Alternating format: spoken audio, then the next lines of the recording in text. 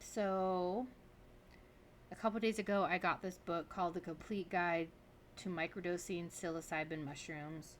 And it is a guidebook, and it has an actual little journaling section in the background that is about, let's see, 50, that's about 150 pages to journal in, which is awesome. But like I had posted, I was considering making my own journal, making something a little more cuter, um, something a little more colorful because, we all know that mushrooms bring out the beauty in colors. So we can go over this book really quick.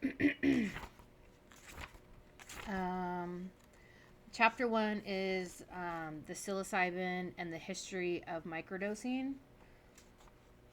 I'll kind of go over this a little bit. Psilocybin is a naturally occurring compound found in certain type of mushrooms. When psilocybin is ingested, it is converted into psilocin, which is the active ingredient that produces the psychedelic effect. Psilocin exerts its effects by binding to serotonin receptors in the brain, which leads to changing the neurotransmitter release and neuronal activity. Specifically, psilocin leads to the release of BDF and glutamate. BDF stands for brain-derived neurotrophic factor. This protein is important for the growth, maintenance, and survival of neurons.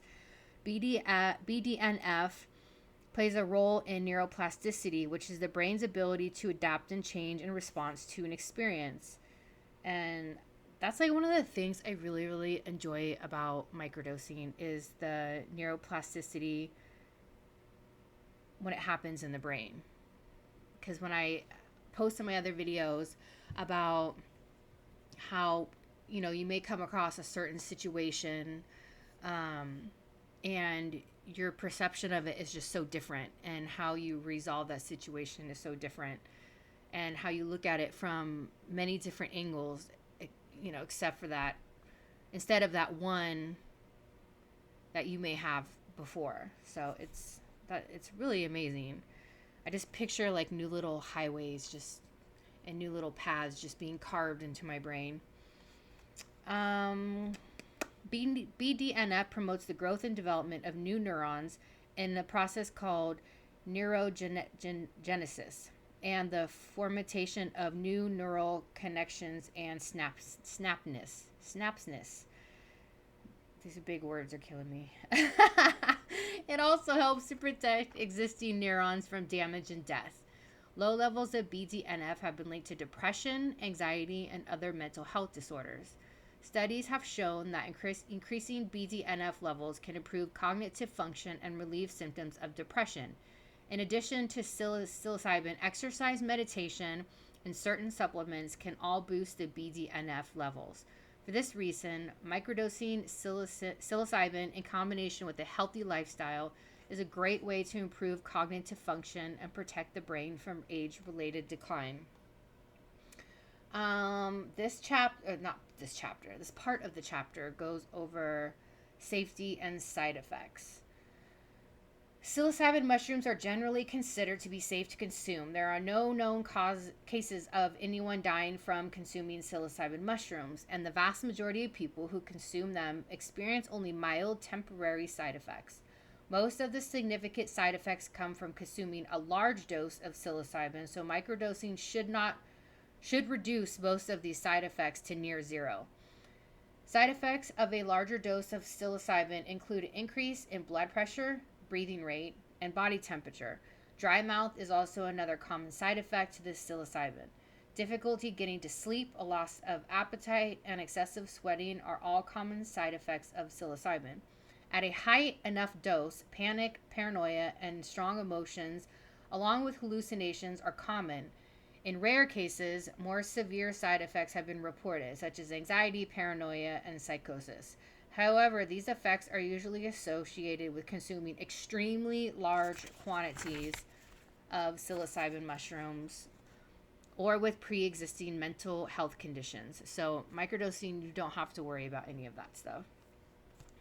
Overall, psilocybin mushrooms are considered to be one of the safest psychedelic substances available. Again, if you are microdosing psilocybin, you shouldn't experience any of these side effects. There is a study that indicates that people who microdose psilocybin may become neuroticism.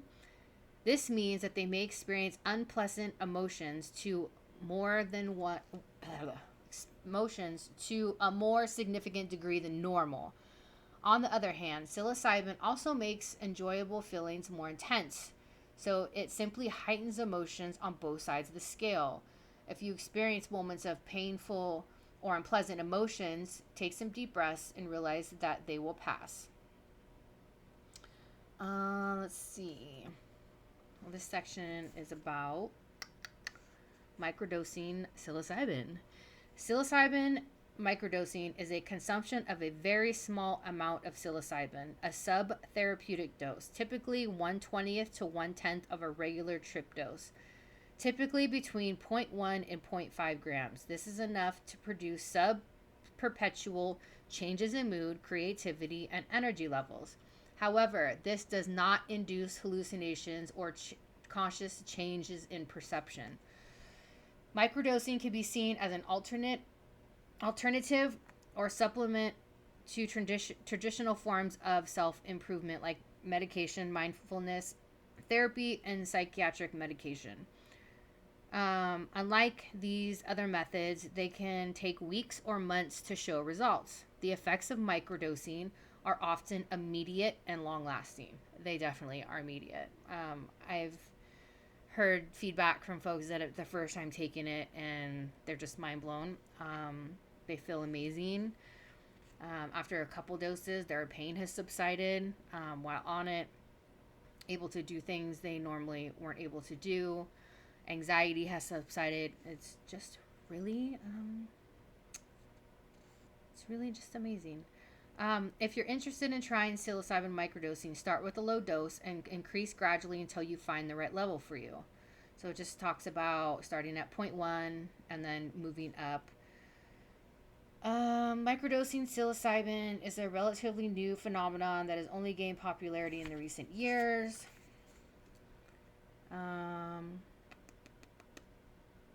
Although microdosing psilocybin is a completely new concept, the use of psychedelics for therapeutic purposes dates back tens of thousands of years. Some of the first recorded use of psychedelic dates back to the ancient times when the indigenous tribes in Central and South America used mushrooms and plant-based substances like ayahuasca and peyote for ceremonial and spiritual purposes. In the mid-20th century, psychedelics gained notoriety due to their recreational use. It wasn't until the late 1990s that psilocybin began to gain traction as a therapeutic tool. In the past few years, there has been a renewed interest in the potential benefits of psychedelics, which has led to an increase in clinical research on substances like psilocybin. Although more research is needed, preliminary studies suggest that microdosing psilocybin can improve mood, increase creativity, and reduce stress levels. Given the promising preliminary evidence, it is likely that microdosing psilocybin will continue to gain popularity through the years to come. And then it just goes over James Fadiman. Let's see. In the recent years, Fadiman has been interested in microdosing LSD or psilocybin mushrooms. He has become one of the most vocal proponents of the practice. In 2011, he published the Psychedelic Explorer's Guide, Safe Therapeutic and Sacred Journeys, which provides detailed instructions on how to safely and effectively microdose psychedelics. According to Fadiman, microdosing allows people to overachieve insecurities, depression, anxiety, stress, headaches, menstrual issues, all without hardly any risk. In short, he recommends the cycle of microdosing 1 day and taking 2 days off. Let's see. Why microdose psilocybin? This is chapter 2. Microdosing psilocybin can have a range of benefits, including improved mood, increased creativity, and enhanced focus. Additionally, microdosing is an extremely safe way to use psilocybin since it avoids the potential negative effects associated with larger doses, such as anxiety and paranoia. While there is still much research to be done on the potential benefits of microdosing psilocybin, early evidence suggests that it could be a helpful tool for most people. Psilocybin can have a number of benefits that lead to an increase in productivity. For one, microdosing can improve focus and concentration, which I can vouch for that one because I'm not a book reader. I'm an audiobook person, and I've been maybe just because it's an interesting subject and I love learning about mushrooms that I've been reading it, but it's just hard for me to read anything because I get so tired, I get so bored, and I'm not really like receptive to the information. But slowly, like, those things are changing. I mean, it took me microdosing on and off for a year, just a little over a year, to quit drinking. So, those huge changes in your brain take time to develop, but once they hit, like, they hit, and it's an amazing feeling, like, when you recognize it.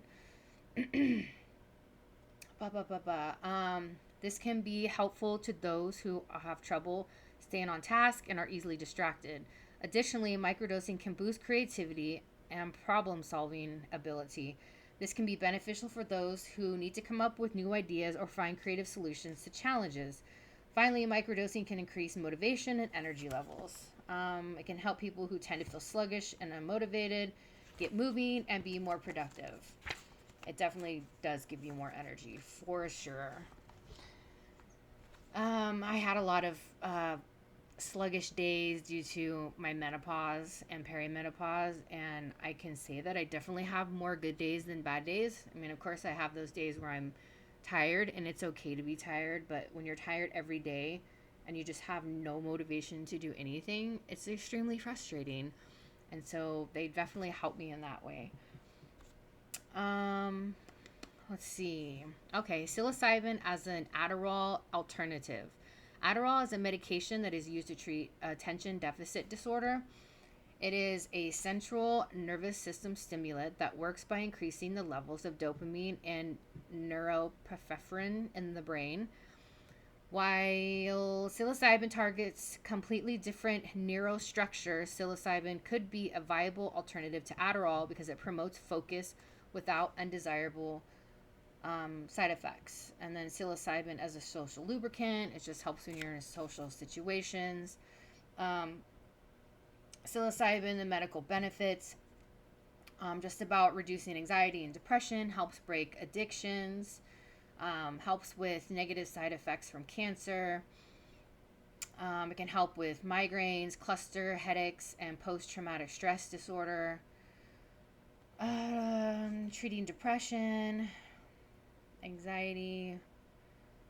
It's helped people with cocaine dependencies, definitely alcohol dependency as well. This one is about neuroplasticity. Neuroplasticity is the brain's ability to reorganize itself by forming new neural connections throughout life. This process is thought to underlie many forms of learning and memory. Psilocybin has been shown to increase neuroplasticity in rats.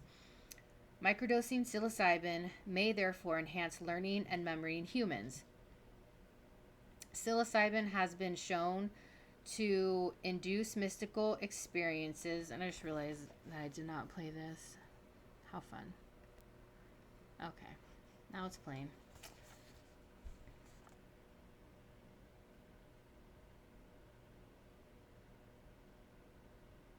So I've just been staring at a non-moving screen, and I'm not going to go back and record everything. I've given up on that. I've like re-recorded like so much because I would mess up, and I'm like, you know what? We're just going to do this. We're just going to raw dog it. So, yeah.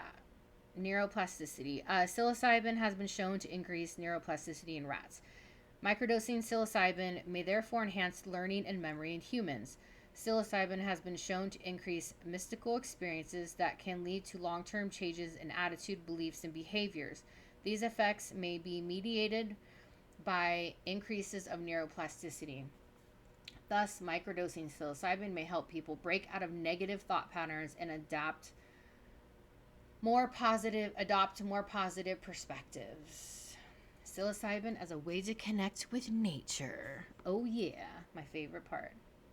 They're all my favorite parts. Who am I kidding?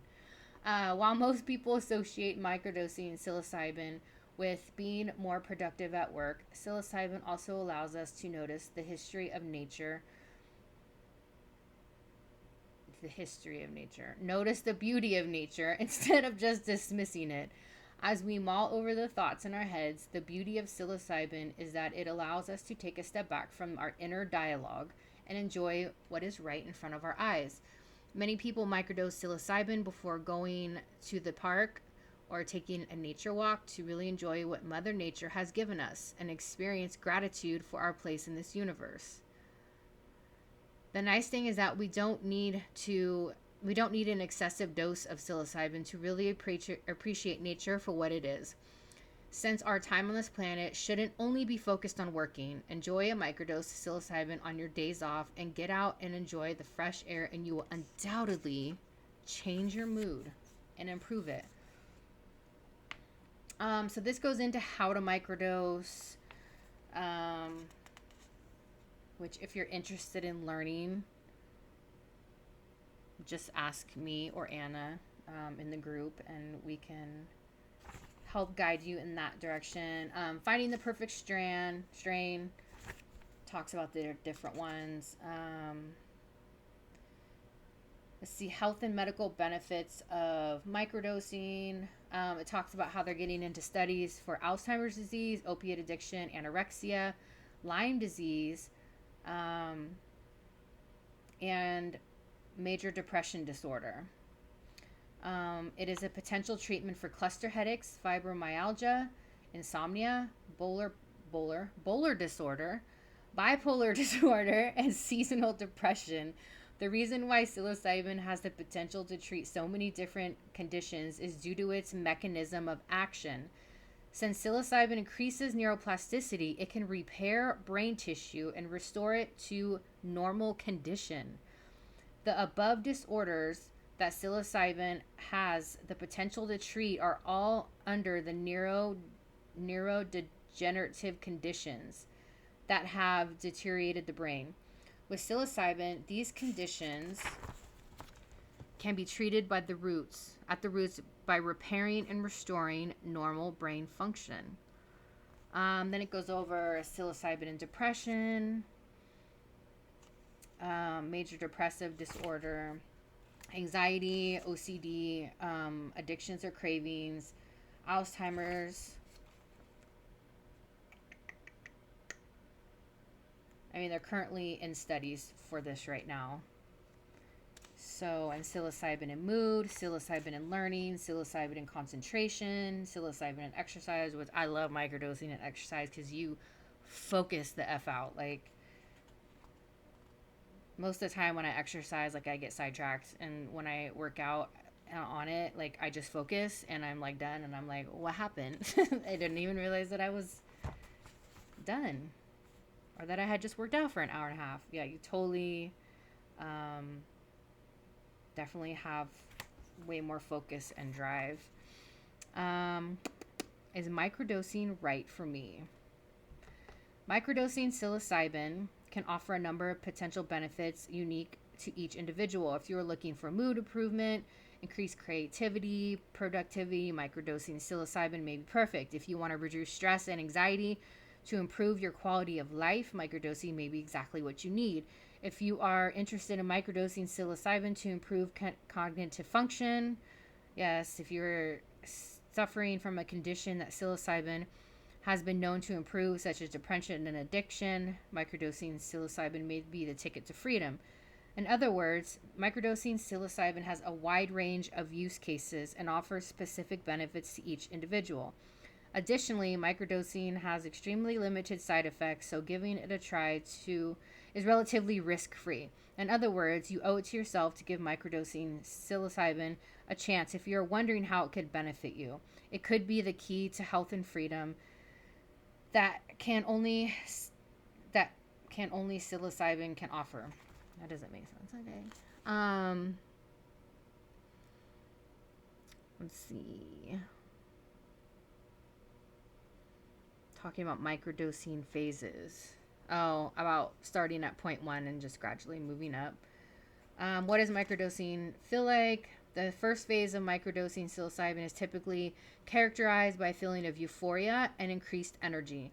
Many people report feeling more creative and productive during this phase. The second phase of microdosing psilocybin is typically characterized by increased visual and auditory perception. Many people report feeling more connected to their surroundings and the world around them. This perception shift is subtle yet noticeable. The third phase of microdosing psilocybin is typically characterized by a feeling of well-being and peace. Many people report feeling a sense of oneness with whatever activity they are taking in. This phase is often considered to be the most beneficial of the three, as users enter the flow state and remain there. The effects of a microdose last around 6 hours or a bit more, typically as long as a regular dose. After going to sleep for the night and waking up the next day, users report that they still have a better mood than normal and still feel like they are living in the moment. This is why most users don't consume psilocybin every single day, as the amount of psilocybin still in their system is enough to benefit from during those off days. Additionally, consuming a microdose of psilocybin and allowing it to be completely removed from your system before consuming another dose ensures that the tolerance does not develop. Let's see. How to get the most out of microdosing. Let's see. The effects of psilocybin mushrooms can be felt within 20 to 40 minutes after ingestion. They generally last about 4 to 6 hours and can linger up to 12. They can be ingested by dried mushrooms, capsules, tinctures. How often to microdose? Well, I like to follow the 1 every 3 days. So take 1, 2 days off. Take 1, 2 days off. There's no one answer to this question, as the frequency of microdosing psilocybin will depend on the various factors such as an individual's goals, response to the substance, and personal preference.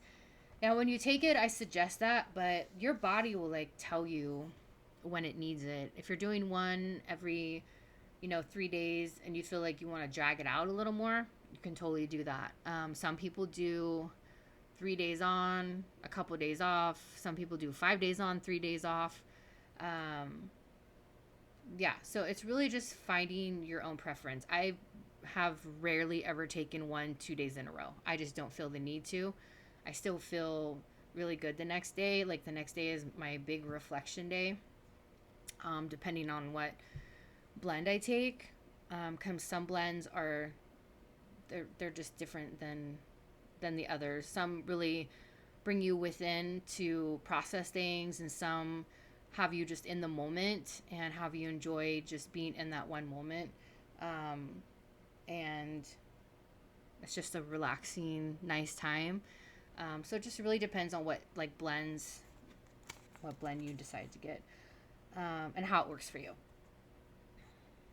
There's no one answer on the frequency of microdosing psilocybin. Will depend on the various factors such as individual's goals, response to the substance, and personal preference. Some people may find that they only need a microdose every few days or once a week in order to achieve their desired effects, while others may choose to microdose on a daily basis, although most experts advise against this. Ultimately, it is important to experiment with different dosages, frequencies, in order to find what works for you.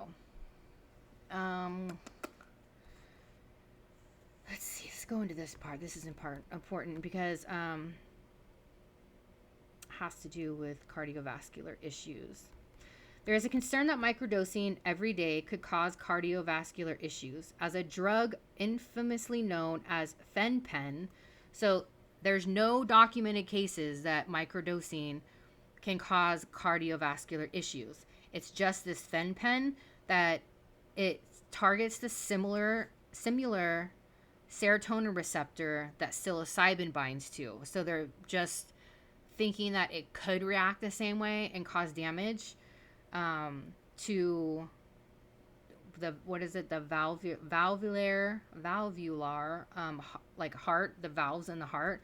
So there's no documented cases. They're just saying that this drug fen-pen reacts and does kind of the same thing that psilocybin does. So they're just precautious against it, or cautious. Or there is a concern that microdosing every day could cause cardiovascular issues, as a drug infamously known as fen-pen, which targeted similar serotonin receptors that psilocybin bind to, causing valvular heart disease. Fen-pen was an appetite suppressant drug that was consumed in the 1970s. At the moment, there's only one speculation that suggests psilocybin can cause a similar condition. The idea behind microdosing only a few days a week allows psilocybin to completely be removed from the body, avoiding accumulation. In any case, humans have been consuming psilocybin for as long as we've existed, and there are still no concrete evidence that supports the valvular heart disease theory. Then it talks about stacking with supplements, which, we offer our own blends, so we won't get into that.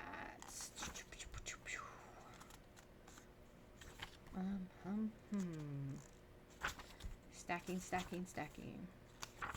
Okay, so then it just goes into growing mushrooms at home.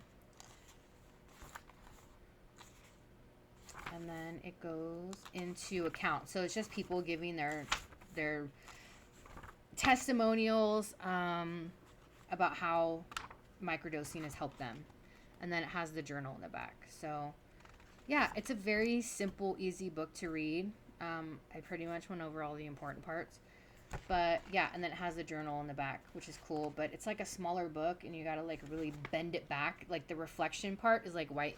It's white in the crack of the book. It's right in the crack of the book, so it's like hard to write in it.